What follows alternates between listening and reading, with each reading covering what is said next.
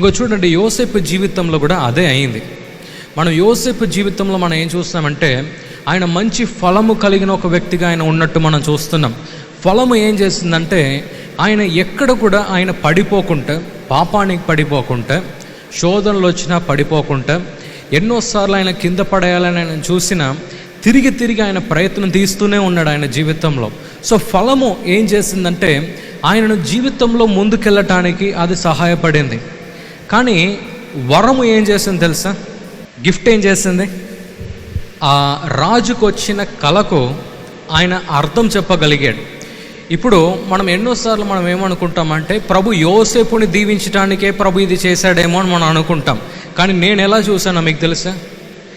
Israel ప్రజలని చంపేయాలని అపవాది తీసిన ప్రయత్నము, అబ్రహాముకి ప్రభు ఇచ్చిన వాగ్దానాన్ని అక్కడనే చంపాలని ఆయన తీసిన ఆ ప్రయత్నము, ఇక్కడతో ఈజిప్ట్ ప్రజలు మరి ఇజ్రాయేల్ ప్రజలు వారందరూ కూడా మరణిస్తే ఆ అబ్రహాముకి ప్రభు ఇచ్చిన ఆ వాగ్దానము, ఆ నక్షత్రాన్ని చూడు, అంతగా నేను విస్తరింపనే నేను చేస్తాను, అంతగా నేను నిన్ను హెచ్చిస్తాను అనే ఆ వాగ్దానాన్ని చంపేయటానికి అపవాది తీసిన ఒక పెద్ద ప్లాన్ ఏం తెలుసా? ఆ కరువు తీసుకురావటం.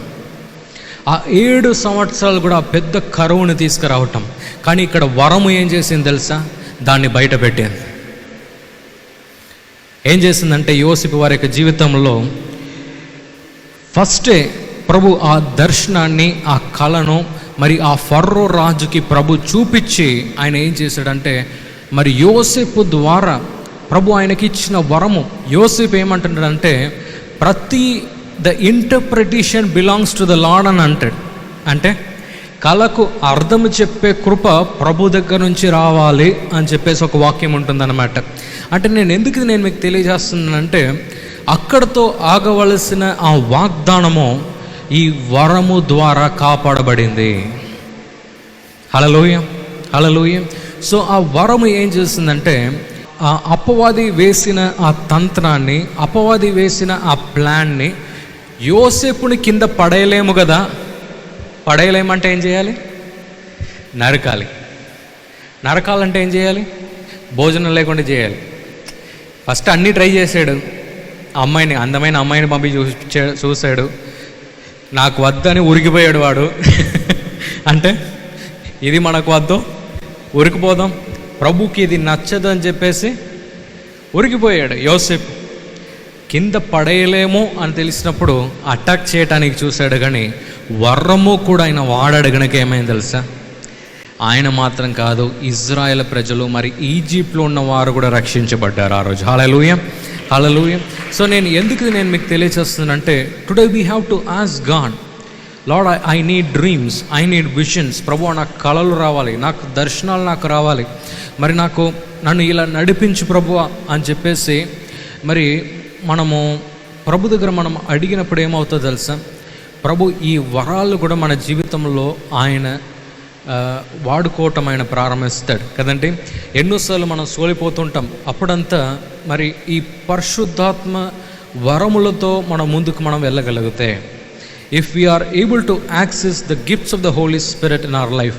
నేను పోయిన వారమే నేను మీకు నేర్పించాను, వరములు ఎలా ప్రారంభించబడుతుంది.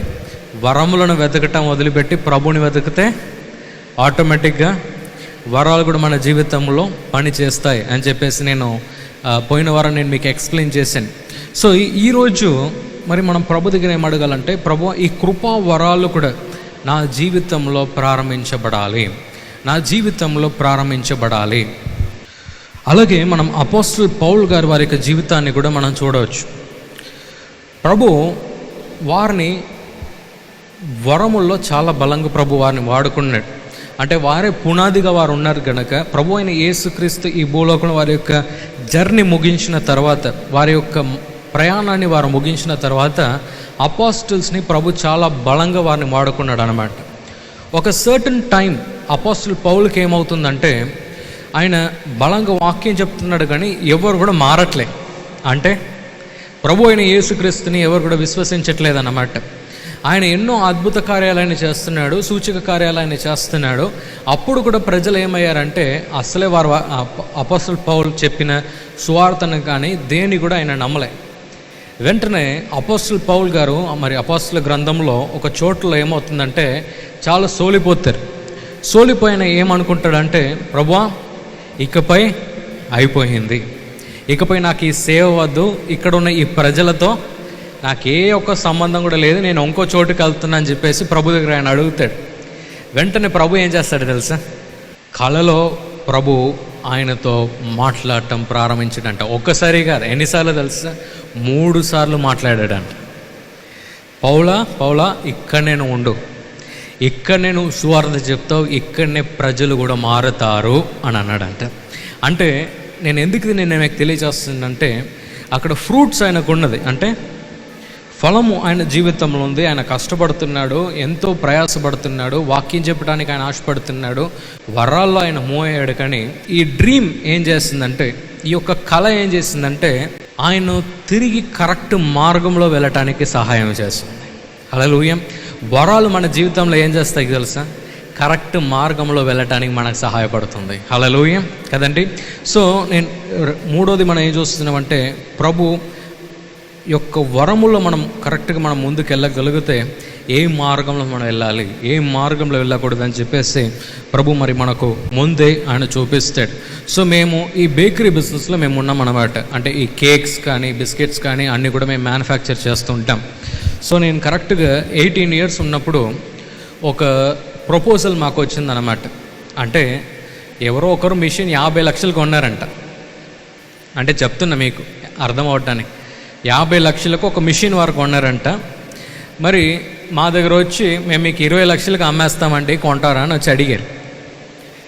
మంచి డీల్ కదా, కొత్త మిషన్.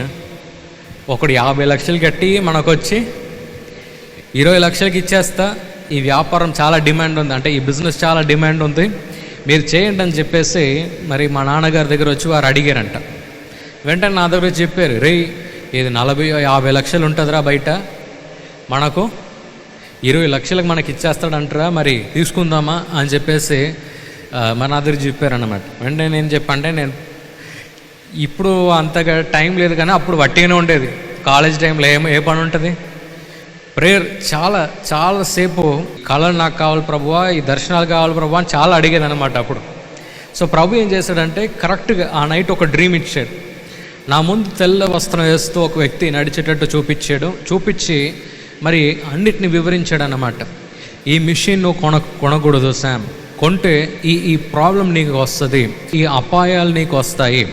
మరి నేను ఆ కళ చూస్తూ ఉన్నాను. అప్పుడు ఆయన ఏమన్నాడంటే, ఈ బిస్కెట్ లోపల క్రీమ్ ఉంటుంది అన్నమాట. ఈ డార్క్ ఫ్యాంటసీ అని ఒక బిస్కెట్ అంటారు. సో అదే మిషన్ మీకు ఇచ్చేస్తామని వచ్చారు వాళ్ళు. సో లోపల చాక్లెట్ కొద్దిగా మెల్ట్ అయి ఉంటుంది అన్నమాట. ఆ లిక్విడ్ అనేది గట్టిగా అవుతుంది అనమాట. వేరే వాళ్ళు బిస్కెట్ చేస్తే గట్టిగా అయిపోతుంది. ఓన్లీ డార్క్ ఫ్యాంటసీ వాళ్ళు మాత్రమే ఆ చాక్లెట్ని చాక్లెట్ లాగా వారు పెట్టగలుగుతారు బిస్కెట్ లోపల. సో ఇది గట్టిగా అయిపోతుంది, నీ బిస్కెట్ ఫెయిల్ అవుతుందని చెప్పేసి నా ముందు తెల్ల వస్త్రం వేసి నడిచి వెళ్తున్న ఆ వ్యక్తి మరి తెలియజేశాడు అనమాట.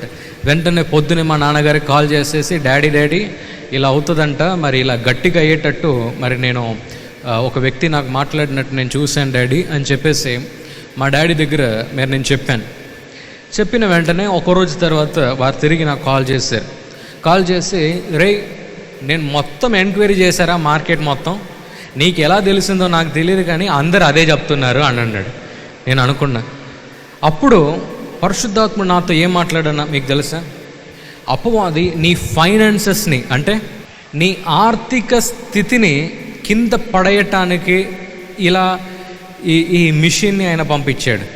మనం కొనేస్తాం 20 లక్షలకు, రేపు నడవకపోతే ఎవరి దగ్గర వెళ్ళి అమ్ముతాం, వాడే 50 లక్షలు 20 లక్షలకు వచ్చి ఇస్తుండంటే అసలే ఆయన పోట్లే అంటే అసలు ఆయన బిజినెస్ పోవట్లే అన్నమాట. అంతే కదా అర్థం.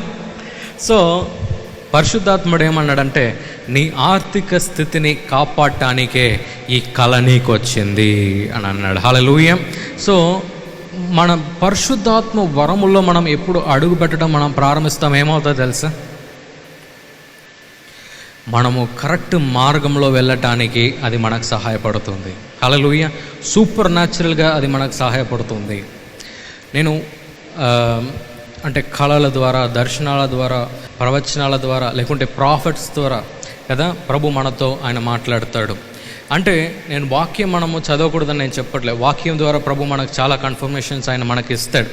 కానీ నేనేమంటున్నానంటే ఈ వరంలో మనం వెళ్ళేటప్పుడు కూడా ప్రభు ఏం చేస్తాడంటే మనకు కరెక్ట్ మార్గంలో ఆయన మనల్ని నడిపించగలుగుతాడు. హల్లెలూయా.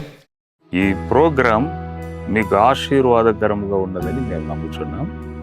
ఫస్ట్ లైక్ చేయండి, తెలిసిన వారు మీ ఫ్రెండ్స్ అందరికీ మీరు షేర్ చేయండి, తర్వాత సబ్స్క్రైబ్ చేయండి. తప్పగా ప్రభు మిమ్మల్ని దీవిస్తాడు. ఇక రాబో వీడియోను కూడా మీరు చూడండి, దీవించబడండి. ప్రభు మిమ్మల్ని దీవించును గాక. God bless you.